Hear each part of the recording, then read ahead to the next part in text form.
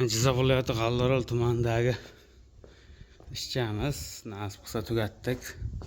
Bunaqasiga 4 ta, bunisiga 6 ta bo'ldi. Umumiy 10 ta bo'ldi общий. Bitta liniyada nasib qilsa. Pastiga hozirgina podushka qo'yildi. Ham urovin olish uchun, ham yerdan sal baland turadi. Erta suv tushganda bu yerda kraska qilganda u yerga tegmaydi. Okay. Darvozaxonadan shunday kirishda mana gullari bilan hammasi bir xil chiqdi nasib qilsa. Mana bu bittani mana devorga mahkamlab qo'yib yubordik. Hozir buni yechdik. Mana tepalari bilan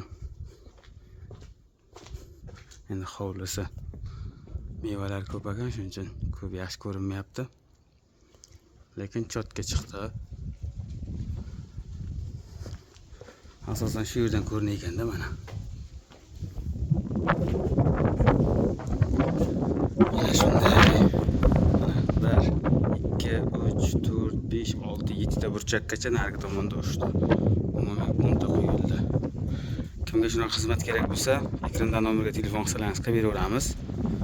Agar qolib kerak bo'lsa, qolibda ham kelishsa beraveramiz. Kamida 4-5 millionlik ish bilan beramiz. Sababi bizdan Navoiydan telefon qilar, kelib qilib berasizmi deb Surxondaryo, Vodiy o'shalar nomerini beramiz, qolibni olasiz.